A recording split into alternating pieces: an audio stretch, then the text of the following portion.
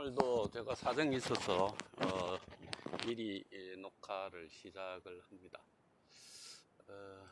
오늘은 동양 건축사 중에서 일본의 불교 건축 부분을 시작을 하도록 하겠습니다.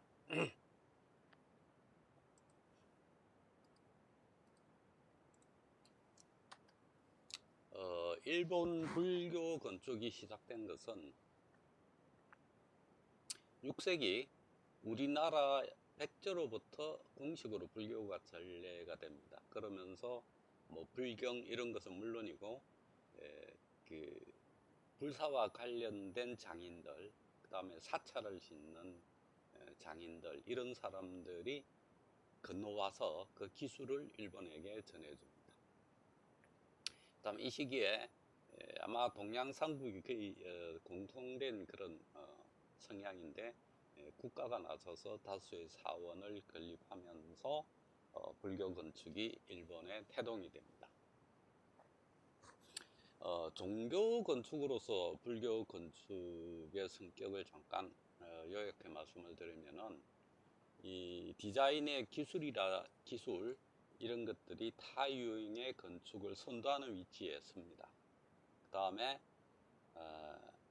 새로운 구성 체계, 장식적인 특성이 이때까지는 보지 못했던 새로운 것들이 일본에 도입시키는 그런 선두적 역할을 합니다.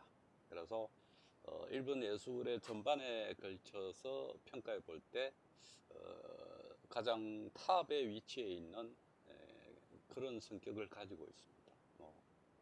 시각적으로는 높은 탑이 솟아 있는 것이 멀리서도 이렇게 쳐다보이는 어떤 랜드마크 내지는 사원의 상징 역할을 했고, 장인들의 입장에서는 일생일대를 걸어서 도전해 볼 만한 그런 도전 재료가 됐습니다. 그래서 단순히 불교란 종교가 들어온 것이 아니고, 그 종교와 함께 불교 건축이 도입됨으로써 일본의 건축 전반에 굉장히 큰 영향을 미치는 그런 요인으로 작용합니다. 자, 본격적으로 오늘은 일본 고대 사찰에 대해서 설명을 드릴 텐데, 그거 전에 일본 그 불교의 성격에 대해서 간략하게 좀 알고 들어가야 또 우리나라나 중국의 불교 건축과는 좀 다릅니다. 그래서 그런 부분들에 대한 사전 기초 지식을 잠깐 설명을 드리겠습니다. 자, 일본에는 본산 제도라는 게 있습니다. 물론 우리도 지금 일제강점기 거치면서 본산 제도를 그대로 도입해 쓰고 있는데, 이것은 일본의 에도 막부에서 만드는 겁니다.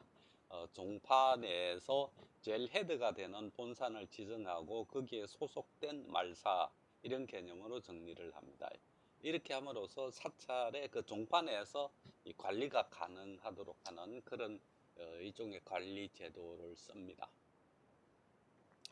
이와 유사한 것이 오산 십찰 제도입니다. 선종의 경우에 전국적으로 5개의 사찰을 지정하고, 이 사찰들이 중심이 돼서 말사를 엮어서 사찰을 관리하는 이런 제도가 선종의 오산 십찰 제도인데, 이것은 중국 남송의 제도를 그대로 모방한 겁니다. 그래서 이 오산 십찰 제도가 도입이 되면서 교토에 큰 규모의 사찰 5개, 가마쿠라에 5개의 사찰이 지정이 돼서 그 주변에 군소 사찰을 말사로 거느리면서 이렇게 형성이 됩니다. 형성이 되는데, 이 오산 십찰 제도가 일본에서는 여러 종파 중에서 임제종의 한 종파에만 지정이 돼서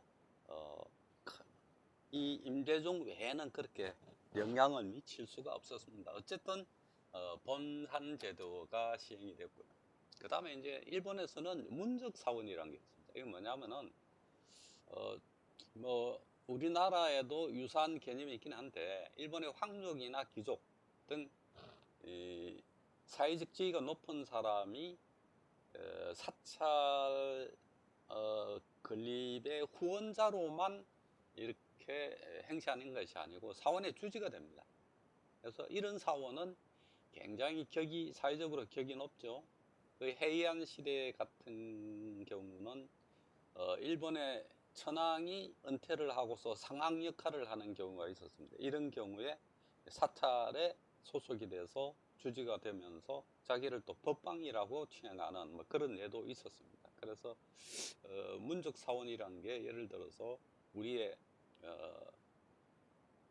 편액을 하사는 이런 거 굉장히 유사한데 적극적으로 행사할 경우에 굉장히 문제가 많아서 메이지 유신 이후에 황족의 출가를 아예 금지시켜 버립니다. 그 다음에 이제 탑부 사원이라는 용어가 있잖아요. 탑부 그러니까 탑이 많은 사원인가 뭐 이렇게 오해할 수 있는데 그게 아니고 이 선종 사찰의 경우에 이 큰 사찰이 있고 주변에 작은 사찰 둘러싼 작은 사찰들이 있으면은 이것을 묶어서 탑부사원이라는 개념으로 이렇게 관리를 했습니다. 이 사원은 결국 한국에 예를 들어서 지리산에 구례 하암사가 있는데 그 주변에 여러 암자들이 있습니다. 조그만 그런 것들과 유사한 그런 개념입니다. 근데 이 탑두사 특히 이제 선종계 사찰에서 대두된 것인데 주지는 임기가 있고 주지를 아무나 임명하는 것이 아니고 일정한 경지에 이른 고성만 주지로 임명을 했습니다. 그래서 해당 사찰에서 불교 학문의 한 학파를 이룰 정도로 그런 특징을 가지고 있습니다. 어쨌든 사찰과 주변에 조그만 암자들을 묶은 개념입니다. 그 다음에 이제 국군사입니다. 국군사 여기 이제 일본의 사찰을 성격을 두 가지로 나누면은 관에서 건립한 관사, 그 다음에 개인이 건립한 사사 이렇게 두 가지로 구분이 가능합니다. 그래서 이 나라에서 개입한 사찰이 국군사인데 일본의 쇼무천황 같은 사람은 일본에 그때 이 나라가 한자로 국이지만은 일본의 쿤이라고 하는데 행정단위입니다. 거기마다 사찰을 건립토록 명령을 하고 그러면 나라가 건립한 사찰이 굉장히 많죠. 이제 그것을 총괄적으로 통제하는 제일 위의 사찰을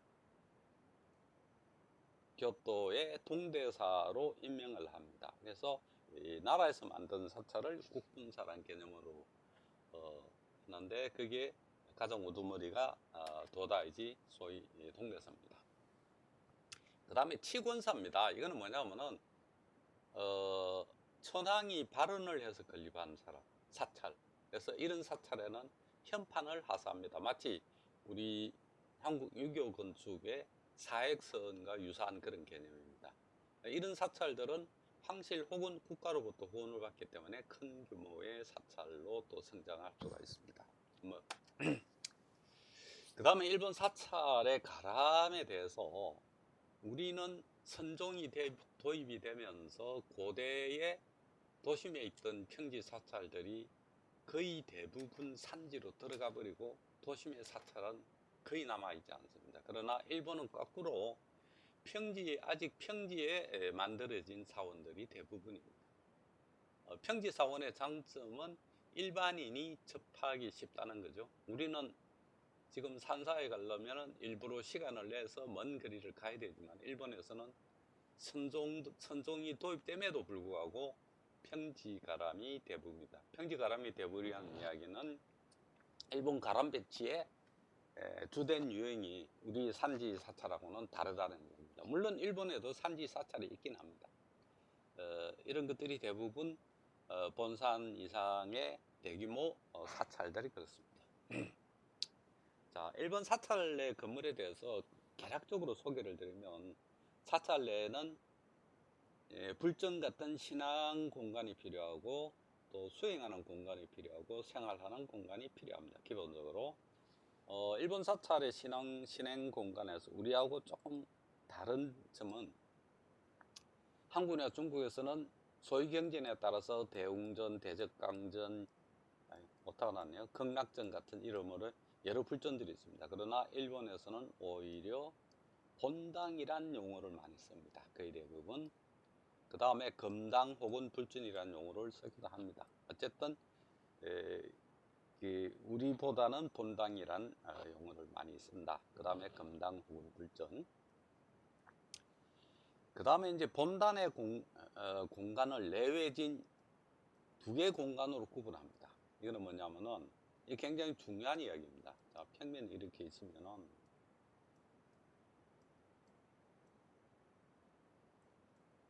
자, 내진하고 외진으로 구분해 볼 수 있습니다. 자, 이 내진은 뭐냐 하면은 여기 불상을 봉안한 굉장히 신성한 공간이고 성녀를 비롯한 허락된 소수만 출입이 가능합니다. 그 다음에 여기 바깥에 외진의 경우는 일반 신도들이 이렇게 돌면서 참배가 가능합니다. 즉 불상을 모신 내진에는 아무나 출입이 불가능했고 성녀라든지 제한된 소수만 출입이 가능했는데 바깥에는 일반 신도들이 들어올 수 있는 공간이 있어요. 이 바깥에 건물 바깥이 아니고 기둥으로 이렇게 구분됩니다. 이 유사한 개념이 우리나라 황룡사의 같은 경우에 불상이 있는 곳에 벽체를 아예 칩니다. 물론 뭐 창살로 이렇게 해서 볼 수는 있겠지만 그 다음에 이 내외진 공간을 구분하는데 거의 같은 개념을 갖고 있습니다. 자, 뭐 그 다음에 여러 가지 형태의 부속 건물들이 있습니다. 여기서 이제 계산조, 그 종파를 열은 제일 윗대 스님의 진영 같은 것을 봉안한 건물을 우리는 뭐 영당, 계산당, 뭐 조사당 여러 이름으로 썼는데 일본에 이제 특이한 이름이 어영당이라는 이름을 씁니다. 근데 종파에 따라서 이 계산조의 진정을 모신 이곳이 사찰의 제일 중요한 건물인 본당, 불전 중에 가장 제일 중요한 본당과 거의 동격으로 취급하는 종파가 있었습니다. 그래서 나란히 배치하는 경우도 있습니다. 그 다음에 본호원, 그래서 이 본당하고 멀리 떨어진 아주 같은 가람에서도 멀리 떨어진 이런 곳, 깊숙한 곳에 배치되어 있는 것을 별도의 영역으로 부릅니다. 여기는 뭐 창근주를 모시기도 하고 불보살, 조금 특이한 게 이 터를 지키는 산신 등을 모신 별도의 이런 공간들을 반드시 거의 대부분 마련을 했습니다. 자, 수행 공간에는 강당, 비교적 고대는 강당이라는 용어를 쓰고 그 다음에 법당, 선종이 도입된 이후에 법당이라는 용어를 씁니다. 설법을 듣는 장소입니다. 그 다음에 이제 우리 개념으로 좀 이해하기 어려운 것이 방장, 서원과 같은 이런 용어입니다. 이 방장은 우리말로 하면 주지실입니다. 그 다음에 서원은 유교 건축의 서원과 한자는 똑같은데 공부를 한다든지 그 다음에 손님을 맞이하는 그런 장소입니다. 이것이 발전해서 지난번 설명드린 주택의 서원조 건축의 형태가 만들어지는 게 이 사찰과 밀접한 관계가 있습니다. 이런 서원은 소위 선종계통에서 선수행과 관련해서 많이 강조되는 그런 공간입니다. 그 다음에 당문, 뭐 가라문 그러는데 중국 풍문인데 천황이나 황족, 귀족 등 아주 신분이 높은 사람만이 특별히 출입할 수 있는 그런 문을, 게이트를 당문이라고 별도에 줬습니다. 그 다음에 이제 생활하는 공간인데 뭐 고리라는 곳이 한자로 고리인데 이거는 성녀가 먹고 자는 공간입니다. 근데 식당하고 유입할 건데 식당 플러스 숙식을 같이 하는 것이죠. 그래서 식당이라는 이름은 선종 도입 이전에는 있었는데 이후에는 사라지고 이 고리로 역할이 됩니다. 그 다음에 욕실이나 동사라는 그런 건물이 있는데 이 욕실 자체도 수행의 일부고, 이 동사, 이 화장실입니다. 이런 것도 다 수행의 일부라고 생각해서, 특히 선종이 도입되면서 7단 가람 형식이 나오면서 이런 것들이, 이런 건물들이 들어오기 시작합니다. 그 다음에 이제 여러 문이 있고, 종루, 경루, 종과 경판을 보관하는 종루, 경루, 그 다음에 창고인 뭐 보장, 보물을 저장해 놓는 곳이다 그래서 창고, 이런 건물들이 있습니다. 이 종루, 경루 같은 것은 고대 사찰에서는 좌우로 이렇게 병렬 꼭 배치가 되어 있었는데, 시대가 이제 떨어지면서 종루는 그대로 살아남는데 경루는 소규모 사찰에서는 없는 것이 많아집니다. 자, 문의 형태는 뭐 표문, 인왕문, 산문 이렇게 구분했는데, 산문 같은 것은 2층 누각 형식으로 굉장히 큰 규모의 사찰, 표면은 간략한 문입니다. 그 다음에 뭐 인왕 역사가 버티고 있는 인왕문 같은 이런 문들이 있습니다. 이런 것들은 뭐 우리하고 거의 유사합니다. 용어만 조금 다를 뿐.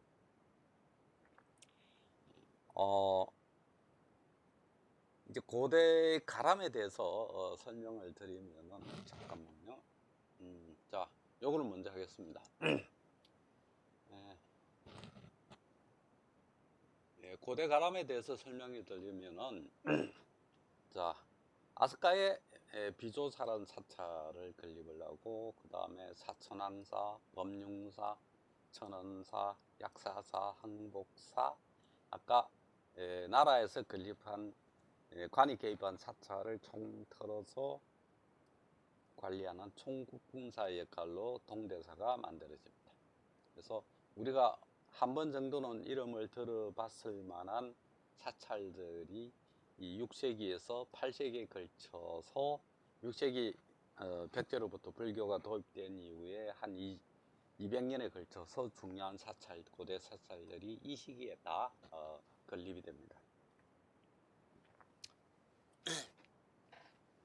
자, 고대 불교는 이 시기에 우리가 고대 불교라고 해서 세 가지 정도의 불교 종파가 있습니다. 일본에 고대 불교, 평안 밀교, 정토종.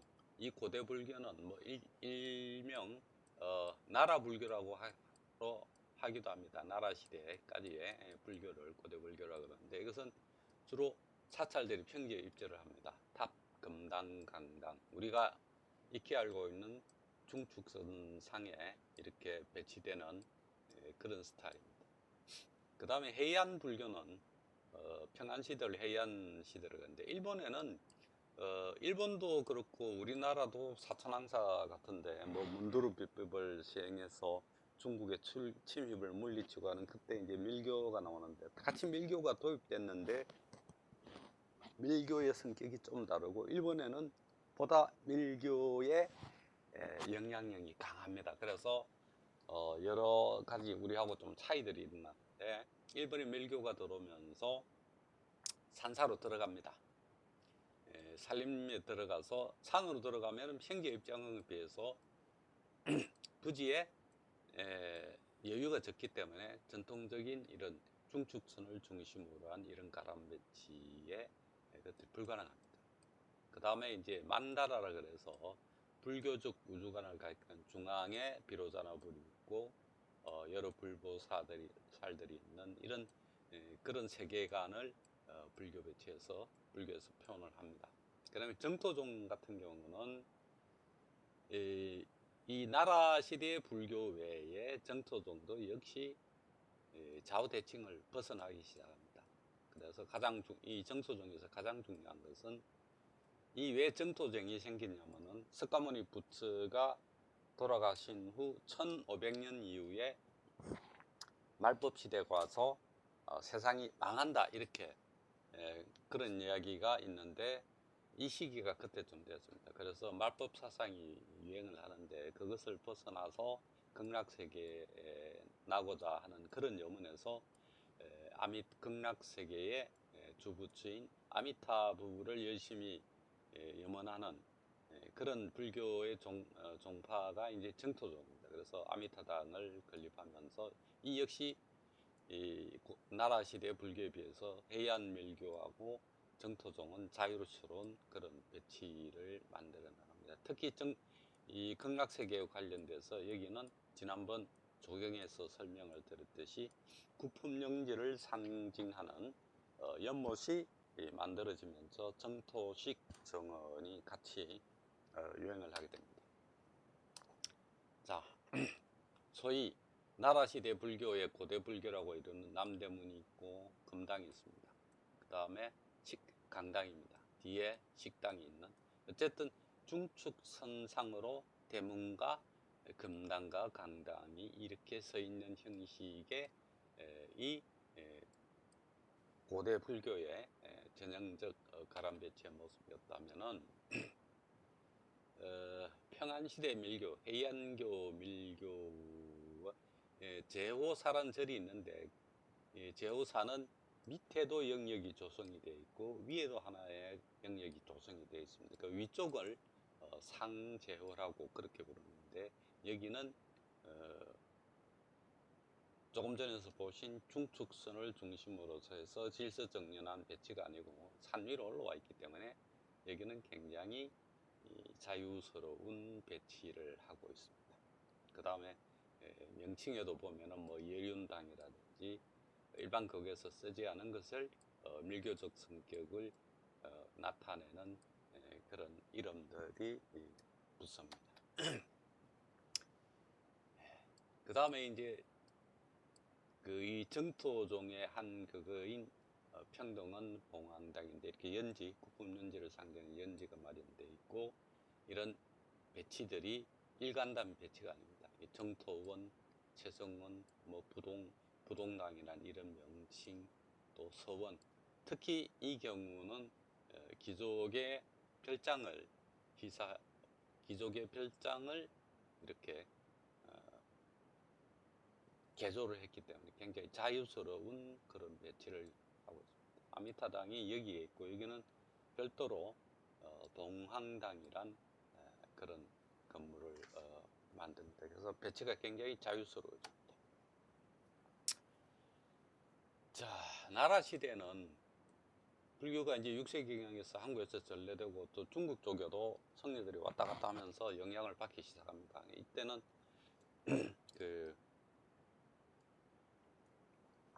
이 남도는 뭐냐면은 일본 열도가 이렇게 길게 쭉 있는데 북쪽보다는 주로 남쪽에 있는 6개의 그때 종파가 있었습니다. 함종, 법상, 율종 이 세 가지고 주류를 이루고 성실종, 부사종, 삼농종 같은 종은 있었는데 이 뒤에 세 종파는 그렇게 큰 역할을 못했습니다. 도시에 있고 대규모입니다. 그 다음에 호족이나 귀족이 후원을 하고 또 관에서 이렇게 건립한 그런 절들입니다. 그래서 아까 말씀 설명드린 탁각금당과 해랑이 일직선상에 있는 배치인데 궁궐 배치와 매우 유사합니다. 자, 뒤에 이제 해안 시대가 되면은 몇몇 종파들이 생깁니다. 우리 한국에도 천태종이 있긴 한데 일본에서는 이 천태종의 소위 경전은 법화경입니다. 뭐 학자에 따라서는 그 불교 경전의 가장 최고봉이다, 완성판이다, 법화경을 그렇게 이야기하는데 일본에서의 천태종은 교학, 선종의 참선, 그 다음에 계율, 이 비밀이라는 것은 밀교적인 그런 성격입니다. 이런 것들을 모두 인정합니다. 그래서 일본에서 천태종이 뭐 교학이나 선종이나 한 곳에 머물지 않고 거기에 플러스 밀교까지 합해진 천태밀교의 그런 성격을 가지고 있습니다. 재미있는 것은 이 성녀 채정이라는 사람이 이 중국으로부터 이걸 도입하는데 당시 중국하고는 교류가 없었습니다. 그래서 개인적인 차원에서 왔다 갔다 하면서 하는데 이때 신라의 그 중국과 일본 사이에 이 바다의 해상권을 장악한 사람이 청해진을 중심으로 한 장보고였습니다. 그래서 여기에서 많은 도움을 줬다고 해서 그와 관련된 뭐 신사도 사찰내어 세우기도 하고 그런 기록이 있습니다. 자, 이 시대에 오면은 앞에서 보신 넓은 평지에 만들어지는 그런 사찰들이 규모가 점점 축소되고 회랑이 없어지기 시작합니다. 그 다음에 그러나 천체동 같은 경우는 수행하는 방법이 법화산매, 상행산매라는 그런 수행법이 있습니다. 하나는 법화경을 37번 읽는 경우, 또 다른 산매에 들어가는 두 가지 방법이 있어서 그것과 관련돼서 법화당이나 상행당과 같은 이 종파의 특성에 어울리는 그런 건물들이 건립이 됩니다. 물론 본당은 별도로 있습니다. 자, 일본 불교의 존상에 대해서 잠깐 설명드리면은, 왜 이제 제가 설명드리는, 일본 불교에는 우리 한국과 달리 밀교의 성격이 굉장히 강합니다. 물론 한국도 밀교가 같이 들어오긴 했지만은 그렇게 강렬하지는 않았습니다. 우리에 비해서는 굉장히 일본 불교의 큰 특색 중에 하나인데, 예를 들어서 뭐 석가나 노사나불이나 아미타나 약사나 이런, 또 오지열애는 뭐냐면은 중앙에 제일 열애가 있고 각 방향을 직에 열애가 또 있다는 이야기인데, 우리도 뭐 이런 사상이 있습니다. 그러나 여기 대열애 같은 경우는 우리가 잘 들어보지 못한 이름입니다. 자, 이분이 대일열애입니다. 비로자나 부처의 화신이라고 생각되는 분인데, 부처님들은 보통 불상을 보면 이렇게 머리가 요렇습니다. 이건 뭐냐면은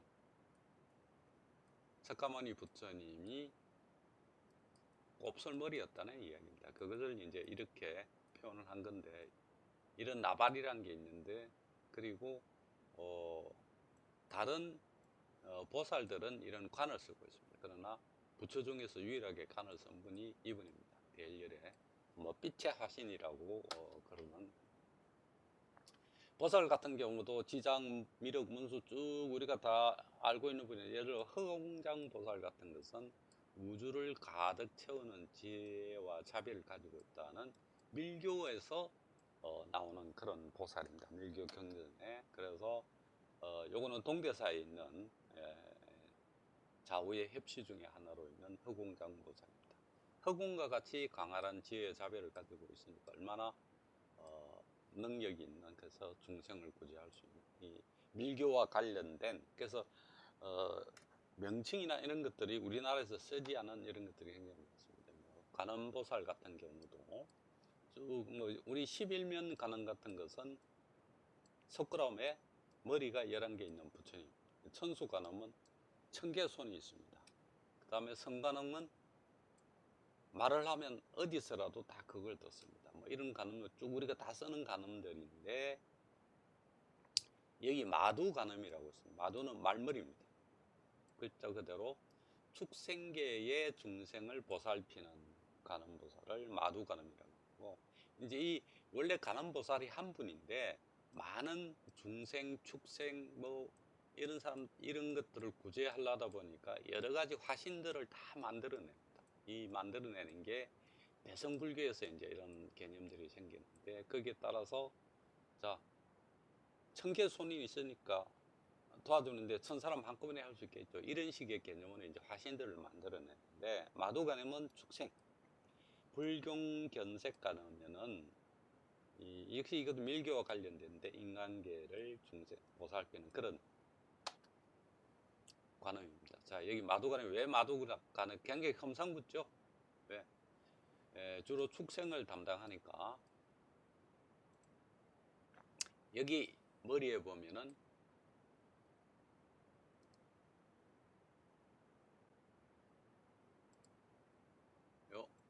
이렇게 말이 있습니다.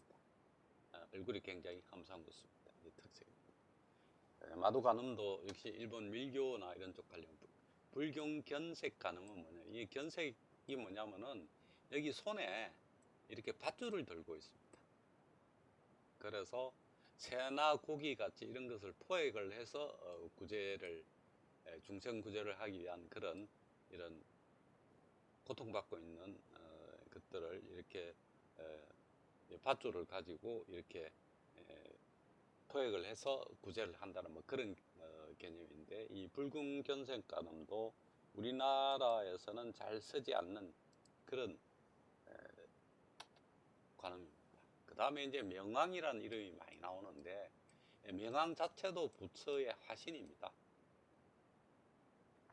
그래서 뭐 부동명왕 같은 것도 우리 잘 들어보지 않는 이름인데, 대일이라는 것은 뭐냐면, 이 밀교에서는 대일이라 그러는데, 우리는 비로자나불, 그러니까 여러 부처님이 계시는데 그 중에 우주의 중앙에, 가장 중앙에 있다고 생각되는 게 비로자나불이고, 그것이 밀교적으로는 대일열애입니다. 또 한편으로는 산악신앙하고도 연계가 있습니다. 그래서 일본의 제오사의 부동명왕인데, 칼을 지니고 있고 굉장히 험상궂습니다. 그러나 이 번뇌를 응징해버리고 밀교를 수행하는 행자를 수호한다는 그런 개념의 명왕입니다. 그 다음에 이제 천부가 나오는데, 천부는 뭐냐면 불교의 우주관에서는 우주의 중앙에 수미산이라는 게 우뚝 솟아 있고, 이 중앙을 지키는 게 사천왕입니다. 그 다음에 여기부터 28개의 하늘이 있습니다. 거기에 제일 상부에 완전히 깨달은 부처가 있다고 생각을 합니다. 그래서 여기에 있는 수미산 꼭대기에 28개의 하늘에 있는 여러 신들을 불교의 신으로 다 포함을 시킵니다. 근데 이 신들은, 부처는 육도윤회를 하지 않는, 완전히 깨달았기 때문에 육도윤회를 하지 않는데, 여기 28개 하늘에 있는 이 신들은 비록 인간보다는 깨달음이 훨씬 뛰어나지만 육도윤회를 완전히 끊을 수는 없는 단계의 신들입니다. 그러니까 인간과 신, 부처, 그러니까 부처와 인간 사이에 있는 분들인데, 그래서 우리가 잘 알고 있는 뭐 사천왕이라든지 이런 분들인데, 여기 이제 일본에는 대흑천이란 신이 많이 나옵니다. 힌두교의 또 시바신. 그러니까 불교라는 게 인도에서 만들어진 종교여서 인도 고유의 힌두와 관련된 그런 여러 토속 신들이 불교에서 다 받아들여서, 뭐 이거는 불교의 보살이다, 이거는 불교의 신중으로 다 이렇게 섭합시켜 버립니다. 그래서 이게 원래 죽음과 파괴의 신인데, 악신을 항복시키고 이 파괴로 끝나는 게 아니고 파괴 이후에 창조와 풍요를 상징합니다. 그래서 이런 것들도 우리 개념에는 없는 인도의 힌두교의 신의로 출발했는데, 그것이 결국은 밀교와 관련돼서 일본에서 많이 알려진 그런 신들입니다. 그 다음에 이제 진흥종 같은 경우는 성녀 공예가 중국에서 수입했는데, 여기는 진흥종, 예를 들어서 불교에서 소승불교는 최대한 깨달아봐야 부처가 살아서는 될 수가 없다. 그래서 불이 있고 보살이 있고 그 밑에 나은 정도로 인간이 깨달을 수 있다는 게 소승불교입니다. 대승불교는 내가 깨달아서 죽고 나서 윤회에서 부처가 될 수 있다는 겁니다. 진은종은 죽고 나서 되면 뭐냐, 살아 있을 때 바로 성불할 수 있다는 게 진은종입니다. 여기서 이제 밀교적 색채, 진은이나 의식 이런 것을 통해서 바로 적신성불이 가능하다. 대승불교는 깨달아서 죽은 후에 가능하다는 겁니다. 이거는 뭐 아까 다 설명을 드렸고, 진은종에서 특히 이 부동당이란 건물을 만들기 시작하고, 아까 계산조와 관련된 의영당 이런 것들이 건립되고, 특별한 탑 형태인 다보탑이 여기서 건립되기 시작합니다. 어떻게 특별하냐면은 1층은 정사각형인데 2층에는 원형으로 된 아주 특이한 형태의 탑이 만들어집니다. 자, 정토종은 아까 말씀드린 대로 불법 사후 1500년 지난 후에 말법이 도래한다는 이런 것 때문에 이것을 극복하고자 극력서 개퇴하고 나자는 그런 신앙들이 만들어집니다. 그래서 특히 아미타 부처님을 모신 아미타당이나 정토동이 만들어지는 이런 그 다음에 연못 자체를 국품 연주와 관련해서 만들어집니다. 그런데 다시 세부적으로 설명을 드리겠지만은 정토당 같은 경우는 이렇게 장방형이 아니고 정방형의 평면을 만들면서 기둥에 내외진을 만들고 여기에 내부는 불상을 보관하고 바깥에는 신자들이 이렇게 돌면서 참배할 수 있도록. 우리 고대 사찰의 평면도 이와 유사한 것들이 많습니다. 자, 지금 보시는 게 고대의 중요한 여러 사찰들의 가람의 모습입니다. 자, 해랑으로 다 둘러싸여 있죠. 평지에 있는 사찰들이기 때문에 해랑 내에 자, 비조사의 경우는 탑을 중심으로 해서 금당이 하나, 둘, 셋 이렇게 이루고 있습니다. 소위 일탑상금당식인데 여기는 고구려의 영향을 받습니다. 자, 사천왕사 같은 경우는 금당 앞에 탑이 있습니다. 뒤에 강당이 있고. 그래서 일축선상에 이런 배치는 백제에 많이 유행했던 그런 가람 배치 모습입니다. 천은사 같은 경우는 조금씩 변화가 만들어지기 시작합니다. 자, 이 탑이 있고 앞에 금당이 이렇게 있는 요 금당이 있는 그러니까 금당이 두 개고 탑이 있는 묘한 형태의 일탑상금당식이 조금씩 해체되기 시작하는 그런 모습을 보입니다. 자, 범용사에 가면은 여기에 금당과 탑이 서로 병렬하고 있습니다. 여기는 남북 중축선상에 전으로 인다면 여기는 병렬하고 있습니다. 그러니까 탑과 금당의 위치 변화들이 슬슬 생기기 시작합니다. 그 다음에 약사사 같은 경우는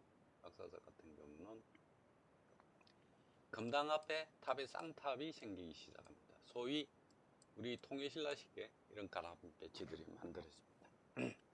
그 다음에 이제 흥북사입니다. 흥북사는 조금 묘합니다.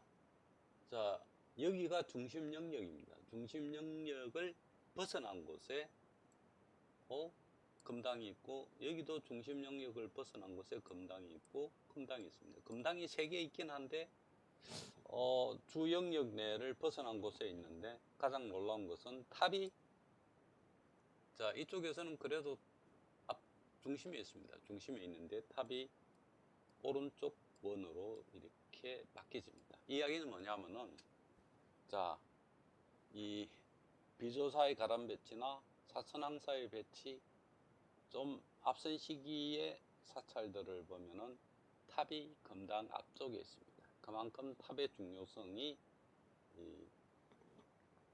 강조가 되었는데 슬슬 병렬하기 시작하고 하다가 이렇게 탑이 바깥으로 나갑니다. 바깥 원으로 여러 개의 원이 만들어지는데 중앙원에 있는 그러니까 이건 뭐냐면은 그만큼 탑의 중요성이 숭배 대상으로서 이런 것들이 떨어진다는 이야기가 되겠죠.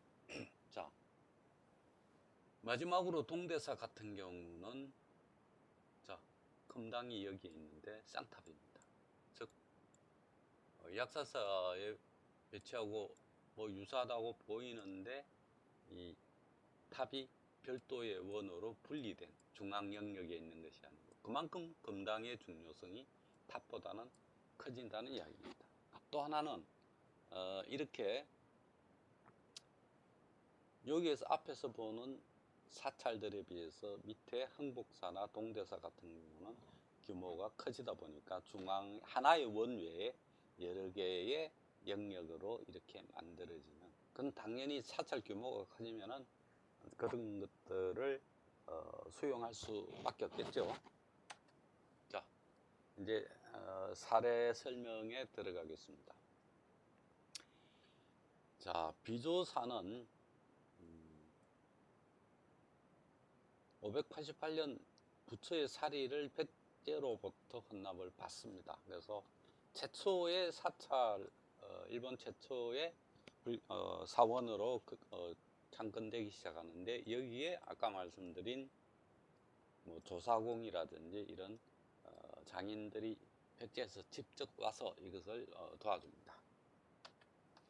자, 소위 이게 일탑 상금당식의 고구려식의 가람배치입니다. 백제 장인이 오긴 했지만 사실 백제도 이 초기에 보면은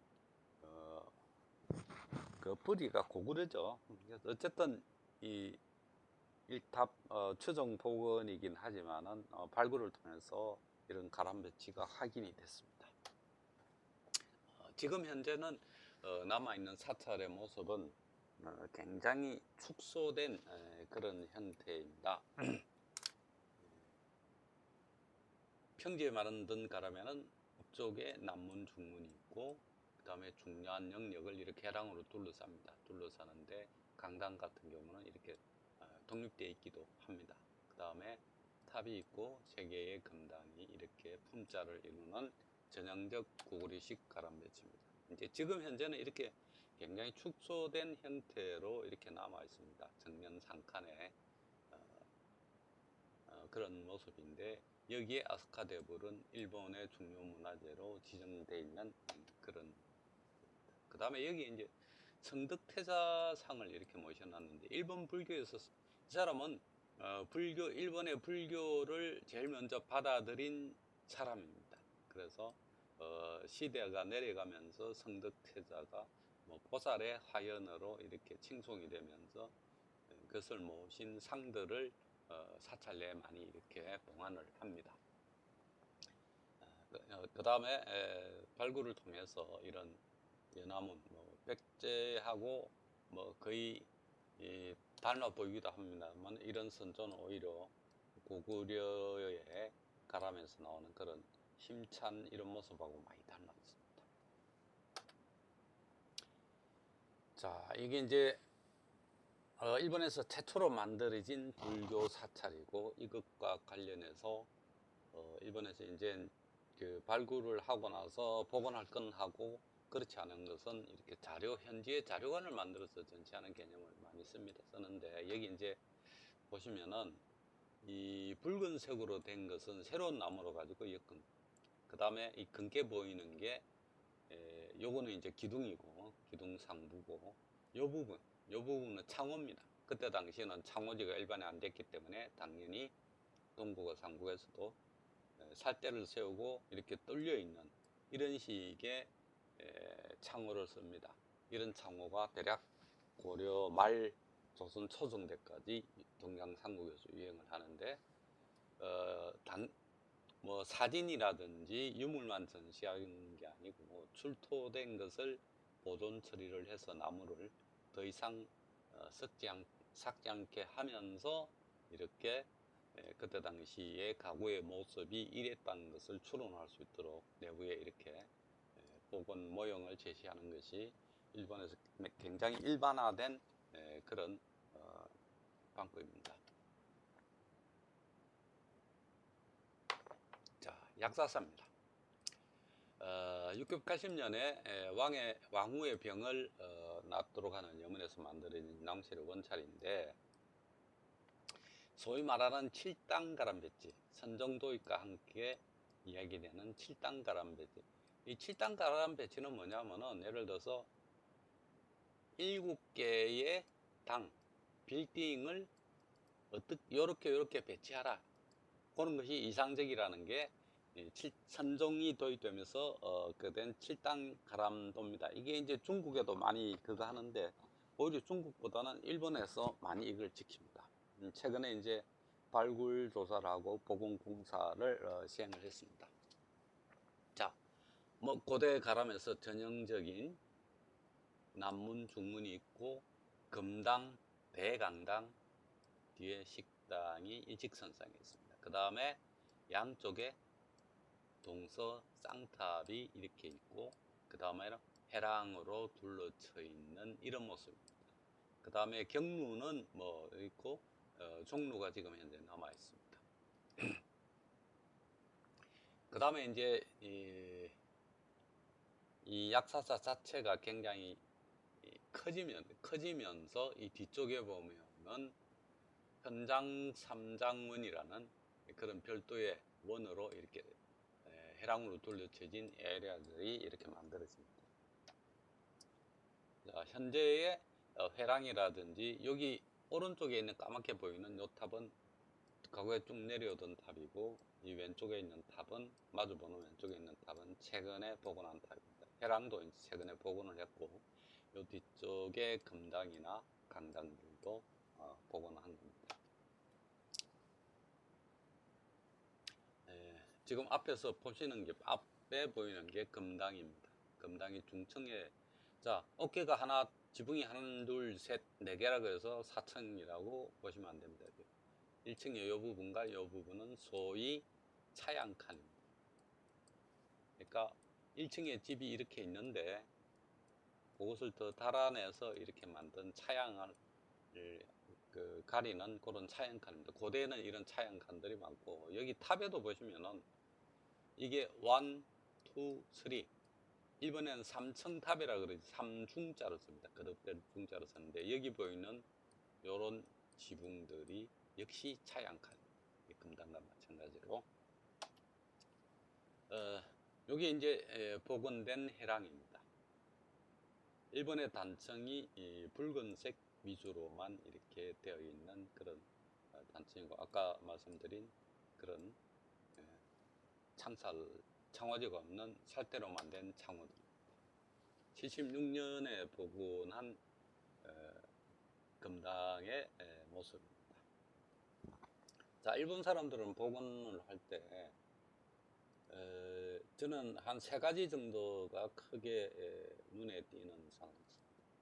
이 하부에, 기단의 하부에 콘크리트로 기단을 만들고 원래 발굴했던 고대의 초석이라든지 이런 것들을 그대로 보존합니다. 만약 문제가 있으면 위에를 다 제거를 하고 고대의 가람의 흔적을 그대로 재현할 수 있다 그래서 일본 사람들은 이렇게 그 위에 덮어서 인공구조물을 덮고 집을 짓습니다. 이렇지 않으면 통상은 요 위에 그냥 바로 지어버리는데, 뒤에 복원한 것이 틀렸을 경우에 원래의 모습을 찾아낼 수가 없습니다. 바로 지을 때. 그래서 이런 식으로 복원을 하고, 고대 건물을 복원할 때는 본인들 나라의 건물만을 체크를 하는 것이 아니고 한중일, 적어도 한중일의 고대 건축은 다 조사를 합니다. 뭐 심지어 발굴평면부터 시작해서 이런 것들을 다 충분히 연구를 합니다. 그 다음에 세 번째는 지난번 평성궁경의 주장문에서 설명을 드렸지만, 하나의, 물론 규모에 따라 차이는 있겠지만 이보다 훨씬 작은 게 주장문입니다. 그 하나를 발굴해서 복원도를 만들고 검토를 거쳐서 짓는데, 물론 주장문이 2층의 문이지만은, 건물이지만은 30년이 걸릴 정도로 굉장히 신중하게 진행합니다. 그래서 그런 것들을 우리하고 많은 차이가 있습니다. 자, 건물 내부에 부처 상하고 좌우에 협시불이 모셔진 모습입니다. 중앙에는 약사열애불이 모셔 있는데 일본의 국도로 지정될 정도로 뛰어난 보살입니다. 좌우에는 일강보살, 월강보살입니다. 그래서 해와 달을 가 관련된 그런 보살들이 좌우에 협치를 하고 있습니다. 그 다음에 뒤쪽에는 대간다입니다. 고대에는 불교가 주로 교학 불교였습니다. 불경을 통해서 불경을 공부를 하면서 불교의 진리로 들어가는 방법을 쓰는데, 그래서 오히려 금당보다는 강당의 역할이 지대했고, 그래서 강당의 규모가 굉장히 큽니다. 예를 들어 불교사에도 대웅전 뒤쪽에 무설전이라고 이름이 붙은 강당의 규모가 훨씬 큽니다. 거기 내부에는 미륵삼존과 여기 미륵삼존입니다. 10대 제자들의 상을 봉헌하고 있습니다. 자, 동탑입니다. 아까 말씀드린 원래 있었던 탑입니다. 각 층마다 이렇게 차양칸이 있고 있습니다. 자, 여러 층 높이의 목조 건물을 지을 때 몇 가지 방법이 있는데, 예를 들어서 이런 목탑 같은 경우에 각 층의 기둥이 별개의 부재입니다. 그래서 1층 위에 2층을 이렇게 올려놓습니다. 소위 적층한다는 거죠. 그러나 이런 구조는 수평력이 행력이 심하게 작용하면 견디기 어렵겠죠. 물론 이렇게 기둥 같은 부재가 그 밑에 받치는 부재에 이렇게 들어갈 수 있도록 촉을 만들어서 꽂습니다. 꽂기는 하는데, 그래도 그러니까 나중에는 이것들이 부재가 서로 각 층의 기둥들이 연결되는 방식으로 변화합니다. 그래서 고대의 적층식의 구조 방식을 그대로 가지고 있고, 차양칸과 또 하부에 이런 난간들이 만들어지는 일본의 전형적인 스타일입니다. 이거는 방의 모습을 좀 더 상세히 설명드리기 위한 그런 화면이죠. 내부의 석가모니 부처가 완전한 깨달음을 얻어가는 과정에서 먹는 것을 극도로 제한하면서 수행을 하니까 지금 갈비뼈가 드러날 정도로 고행을 하는 부처의 고행상입니다. 고행상을 묻혀놓고, 이 기둥은 처음부터 끝까지 이렇게 올라가 있습니다. 그 다음에 건물 바깥에 이 부분, 이런 부분에 장식이 그렇습니다. 그 다음에 서탑은 81년도에 복원을 했는데, 조금 돌아가 보면은, 자, 여기 기단 높이는 얼마 안 됩니다. 좀 비교를 해 보실 필요가 있는데, 요거는 그것보다 기단이 높습니다. 왜 높은가?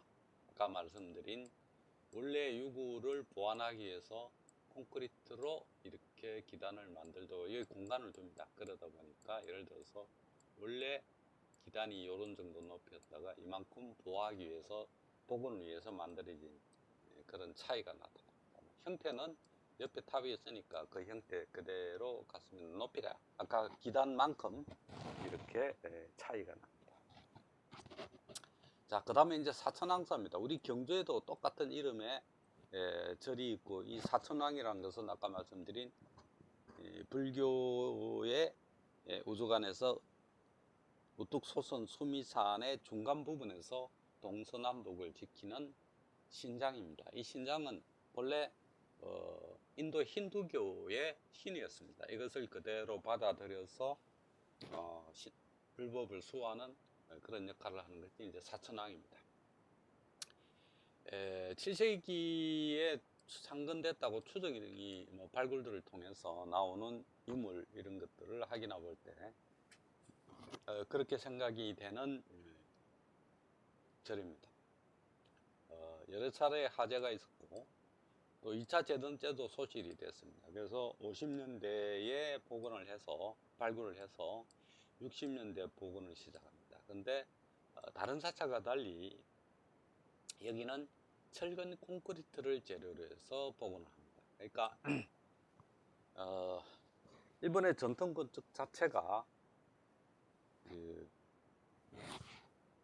목조로 만들어진 건데, 이것을 일본에서도 철근 콘크리트로 복원하는 초기에는 그런 시절이 있었습니다. 근데 여기 가람배처는 아까 설명드린 대로 전형적인 1탑 1금장식 백제 가람배처 모습입니다.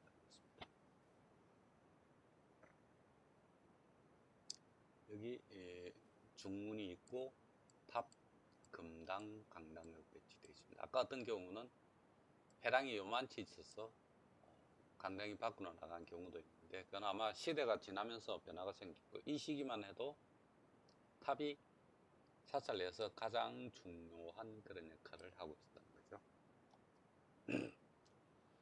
네, 앞쪽에서 보면은 아까 이제 일본 불교 건축의 초기 교에 대한 말씀을 드렸는데 탑이 우뚝 솟아 있는 그런 모습으로서 가장 상징적 랜드마크 역할을 합니다. 사천왕사 중문인데 보면은 배열림이 있고 기둥 위에만 공포가 있습니다. 아직 이 시기에는. 그 다음 기둥 중간 사이에는 이렇게 사람 인자형으로 생긴 대공이 그 역할을 하고 있습니다. 양쪽에는 상들이 이렇게 신중상들이 이렇게 있습니다. 그 다음에 이제 사천왕사 해랑을 복원한 모습입니다. 역시 이제 여기 뭐 배열림 이런 것들이 뚜렷하게 보이는데 조금 눈여겨볼 것은 자 우리 스타일로 보호가 있고 통상적으로 이를 석가래에 이걸 지지를 할 때는 여기에 기둥이 서겠죠. 그러나 대신 여기서는 중간에 기둥 없이 좌우에 사람 인자 같은 모습의 대공으로서만 지지를 하는 특이한 가구입니다. 여기 이제 약학사에도 탑을 복원이 되어 있습니다. 탑이 복원이 되어 있는데 여기에 디테일들을 보면은 불국사나 이런 데서 볼 수 있는 또 실상사 백장암 같은 데서 볼 수 있는 그 시기에 공포 모습이 굉장히 유사합니다. 그러니까 시기적으로 뭐 한국이나 중국이나 일본이나 시기에 약간의 차이는 있어도 목조 건축의 진행 과정상에서 보서는 거의 같은 스타일이 나타납니다. 그래서 이런 고대의 가람을 복원할 때 한중일의 유구를 비교 연구하는 이유가 있습니다. 자, 그 다음에 여기 이제 지붕이 조금 특이하죠. 예를 들어서 우리나 다 마찬가지지만 고대의 한중일의 이런 건물에 있어서 지붕이 이런 모습인데 여기는 요렇게 꺾인 것 같은 모습. 그러니까 이 망곡된 지붕이 아니고 초기에는 이렇게 요렇게 꺾입니다. 이런 형태의 모습이 우리 이 시기에 고대의 유물 같은 데서도 그대로 보입니다. 그래서 아마 우리도 초기에는 이런 식으로 꺾는 방식으로 이렇게 했다가 직선이 두 개 엮이는 방식으로 했다가 점점 자연스럽게 처마선을 형성한 것으로 그렇게 추론됩니다. 자, 이 탑에서는 아까 탑하고는 조금 다른 점이 보이죠? 자, 소위 차양칸이라는 게 없어져 버렸습니다. 그러니까 차양칸이 쓰이다가 조금 시기가 내려가면은 벌써 그것이 없어지기 시작합니다. 그 다음에 역시 기둥사에 이런 인자 대공이 보이는 모습. 그 다음에 석가래 마구리 같은데 검색 나는 것이 이 마구리에 금속판을 대고 무늬를 이렇게 투각을 해서 이런 것들을 장식으로 이렇게 달았습니다. 금당의 모습입니다. 정면 5칸의 금당인데 상하층의 체감이 꽤 큰 이런 모습을 하고 있습니다. 그 내부에 관음상인데 마치 미륵보살같이 이렇게 앉아서 사유하는 방가사유상이라는 게 이렇게 한쪽 무릎을 이렇게 하고 생각하는 그런 상의 모습.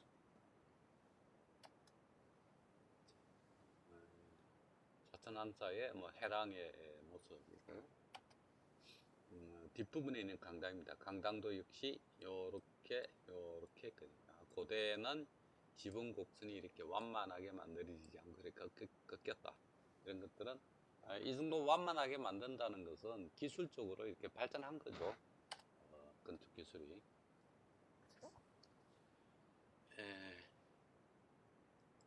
그 뒤쪽에 보면은 이제 육시의 찬당이라는 건물이 있습니다. 연못 앞에 만들어진 팔짝의 큰 집입니다.